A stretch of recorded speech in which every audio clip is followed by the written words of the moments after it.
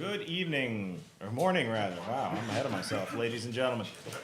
I'm going to go ahead and call us to order. This is the Muscatine County Board of Supervisors meeting for the morning of Monday, March 3rd, 2025. First item of business is to review the agenda. Move to approve as presented. We have a motion. Second. We have a second. All those in favor, please signify by saying aye. Aye. Motion passes. Item 3 is discussion and possible action to approve. Okay, sorry. Yeah, Did I miss something? no, I thought we missed. Sorry. All right, to approve claims dated March 3rd, 2025 in the amount of $239,346.71. I'll move the approval. We have a motion, I'll second. and then we have a second from Danny. Any discussion? All those in favor, please signify by saying aye. Aye. Opposed? Motion passes. Item number 4 is discussion and possible action to approve an application for a fiscal year 25-26 Iowa Burn Justice Assistant Grant in the amount of $33,915 with County Sheriff Quinn Reese. Welcome, sir. Good evening, good morning. It's evening somewhere. I'm gonna go with evening. Yeah, why not? We're just gonna call it a day after this. The Jack Burn grant is a grant that we've applied for probably longer than I've been around. So this is nothing new, so. This is just the authorization to apply, and that's what you're asking for, and Correct. they'll come back with what funds are available. If we get anything. If I think we're Last successful. year we did not. This is the one we still get. We still get, Yeah, okay. for drug task force. Perfect. I will move the approval. I'll second. Got a motion and a second. Any discussion? All those in favor, please signify by saying aye. Aye. Opposed? Motion passes. Thank you, sir. Item number 5 is items with Community Development Director Eric Furness. Still getting used to that one, that title, Eric. Item A is discussion and possible action to approve 12 events at Arden Creek Winery where on-site sales and consumption will occur and more than 35 people are anticipated. I think you have a list of their planned events in your packet. This is one of the conditions of receiving a special use permit for a native winery or cider mill, which they did years ago. They send in their anticipated events, well, they'll have that number of people in on-site consumption for your approval. I think we all agree it's been a great venue and a great asset to the county sheriff. I don't think we've had any problems with any of the larger events they've held out there, so they're recommending. What's it? Nice. Yeah, that's a good one. I guess I thought they was shutting her down, so they're gonna New keep going, ownership. which is New good. ownership or management, I heard they're gonna be opening up a tasting room down there, by Contrary, which I think is a great thing too, and so, we're wishing them the most success for them to continue, so. Do we have a motion? I'll make the motion. I'll second. Jeff has moved, Scott has seconded. Any further discussion? All those in favor, please signify by saying aye. Aye. Opposed? Anything else, Eric? I think I sent you an email with some pictures of I thought I did. Courthouse, yeah, Some of courthouse. the Would you- new stone slate has been placed on the roof. It's a fairly small amount at this point, but weather permitting, they're hoping to wrap up the last of the work up on the very top of the rotunda there and be able to start dismantling that, all that upper level scaffolding, which will facilitate, a lot more. That was my question. I think it looked like they had the cap on, but they've just got a little bit more Yeah, work. they gotta to do. tie in that cap with the copper roofing tiles that are on top of the actual clock tower there, and, they're still optimistic for sometime in May to be able to wrap up, but we should see a lot of movement once they get that scaffold off the very top, cause it's kind of been their way to really go to town on the slate, but Yeah, that slate looked very nice. it looks like it's, it's so authentic looking, it's so period specific, but it looks really nice and it's really stout stuff. What little I saw, they really look like they know what they're doing as far as proper overlaps and fastening, and so I think it's gonna be good. Good deal. Thank Thank you, you, sir. Moving right along to item number 6, discussion and possible action to approve the minutes of the February 24th, 2025 regular meeting. Move to approve. I'll second. Got a motion and a second. All those in favor, please signify by saying aye. Aye. Opposed? Motion passes. Item 7, correspondence. Scott, let's start on your side. I had several calls this week from resident out at M&W with their water issues and so on and so forth, just like previously, and then correspond with Eric, and Eric has been talking with the owners of that operation and so on, and it sounds like we're making headway, so that's good news. That's all I have. Jeff? On the 26th, I met with Nora Dwyer, and Jessica and I met to discuss food in Muscatine and food pantry. And so we're gonna, I think, start working on some issues. I think that what's happened is, you know, a number of the organizations, it feels like we're coming off a period where there was a lot of excess funding and a lot of things around, and that's dried up, you know, with the COVID relief dollars and ARPA and all of that. And I think we have to go back to some of our procedures that we had instituted as an area before, to make sure people can get help and we can utilize the funding we have as effectively as possible. So Nora is helping out. Jessica, I think the notion is we're gonna put a food advisory committee together. So Jessica's gonna be reaching out to a number of people that do this kind of work and provide food that might have an interest to talk about ideas. And we're gonna look into the community of West Liberty as well. They're talking even maybe into Wilton to see what everybody's doing, so we have a coordinated effort around food security for folks. And that was it for me. Jeff, since you mentioned Jessica, I know she sent a couple of us something on the Karosh review of that HIPAA, the transfer of information. It looked like Roger was okay with it. Is that your understanding? Yeah, so we had a discussion about that at the mental health region on Monday as well.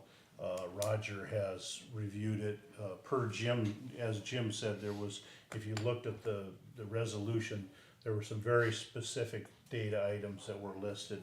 So our release will be, the recommendation is we'll release these items, cause there are other items in there that are not related and would not be in their opinions and ours. I think Jim's not statutorially required, that are more of our staff's information, and we are not going to release those fields.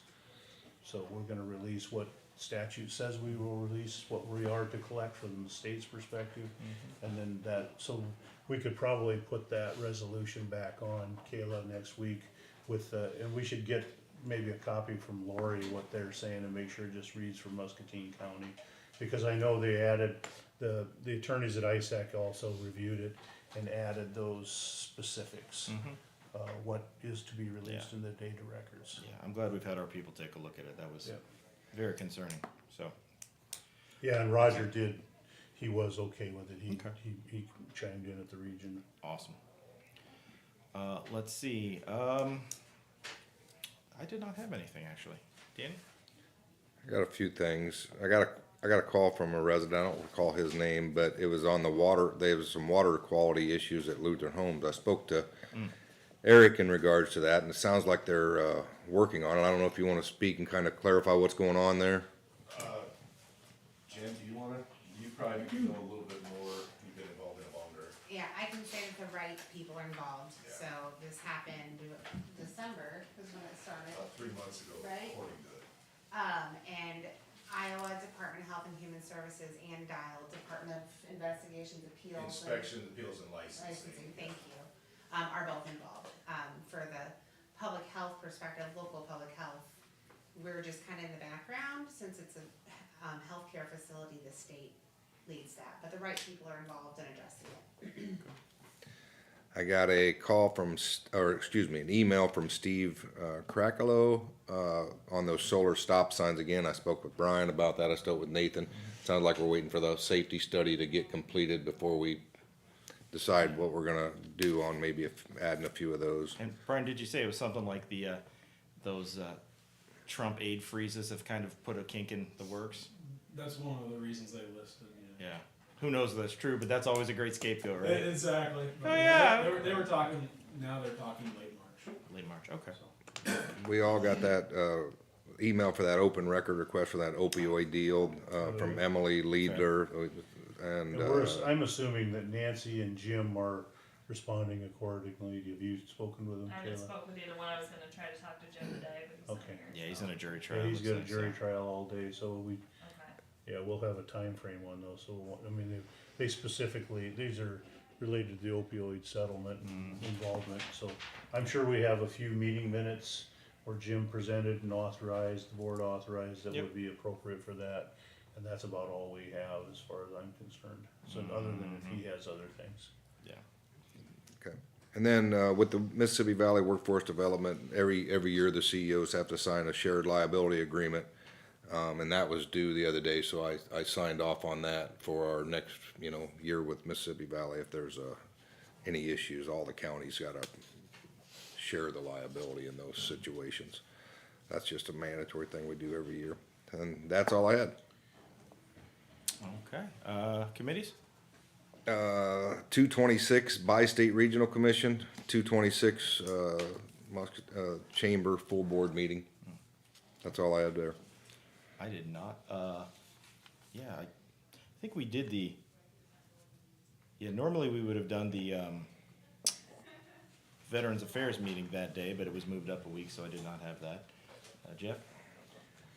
On the 24th, they had the mental health region in Davenport. On the 26th, they had the Bi-State Commission in Rock Island. One of the things, Brian, we might reach out, there was a presentation on a road safety plan that they're doing in the MPOs. Yes. It was very good.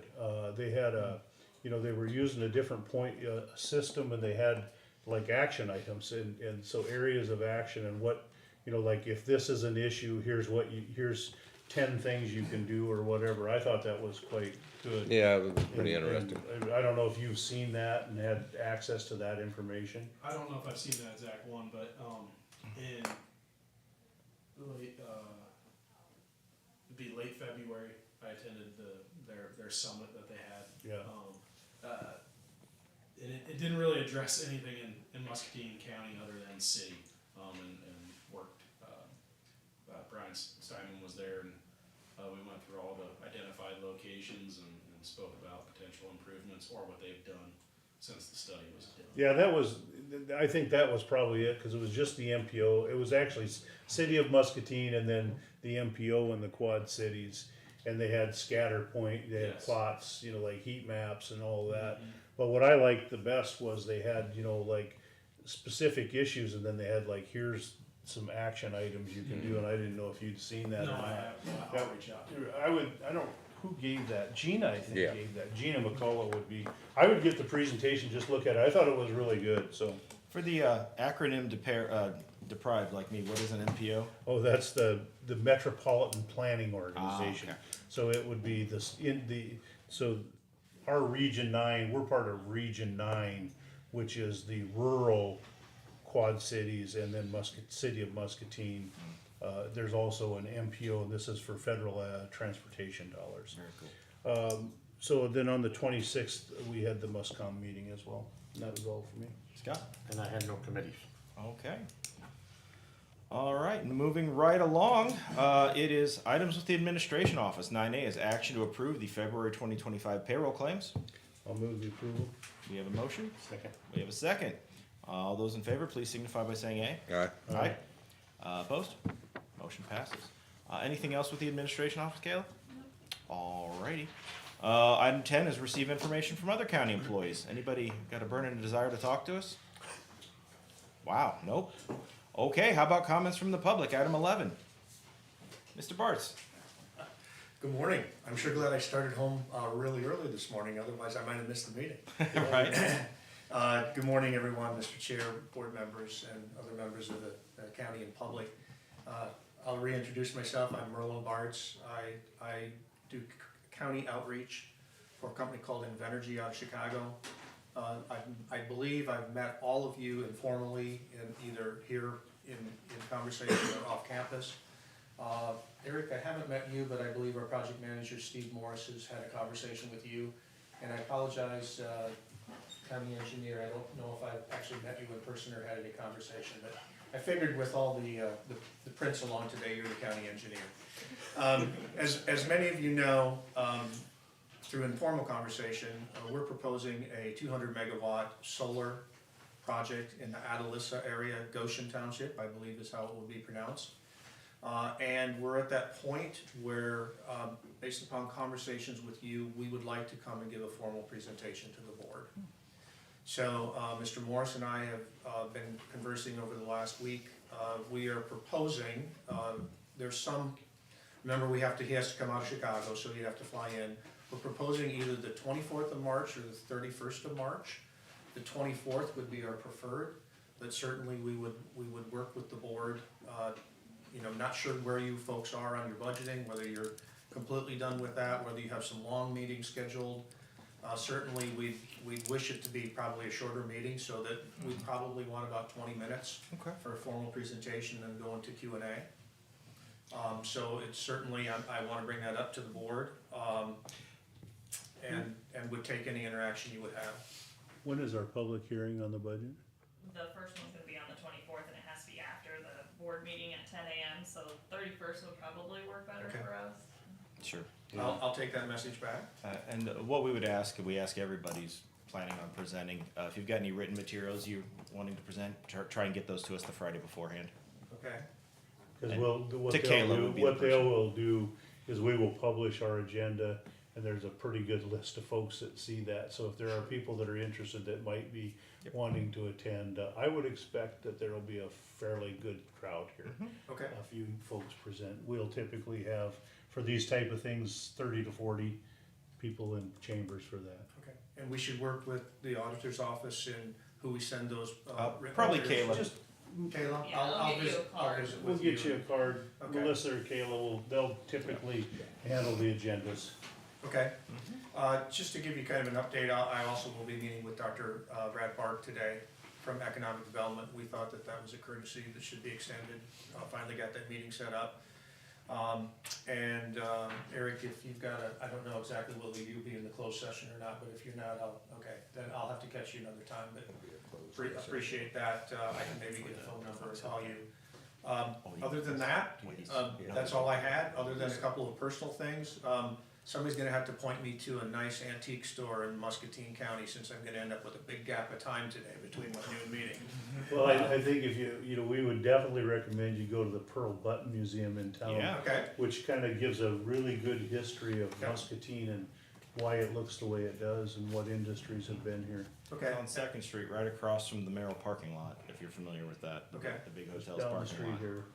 know what it's called? The Pearl Button. Pearl Button Museum, Okay. History and Industry Center, I think it's also called. Yeah, Museum of History and Industry, I don't know. And then Mm-hmm. It's very interesting. Yeah. certainly I'll look into that. Also, I've been trying to connect with Jim Hahn or somebody from Jim Hahn's family, since Jim and we were new members in the legislature in 1991. And I know he has a couple, I think he had maybe 3 daughters, and I've also learned that he's possibly residing at the Lutheran home, but I would rather visit with one of them first, to find out whether that would be okay if I would visit with him. So if somebody would happen to know a connection with Jim's family, I'd sure appreciate I'm that. trying to think, is one of the daughters is a Jensen, is that, Hahn? No, I believe she's Phelps. was it Lori? No, Lori Johnson, no, that's not on. No. Let me research my brain a little bit. and Okay, we'll, if somebody we'll be able does to get you try come to up with contact somebody, you. just Yeah, give me a call or sure. a text message. That's all I have. Thank you. Thank you, sir. Thank you. Any other members of the public wishing to address the board?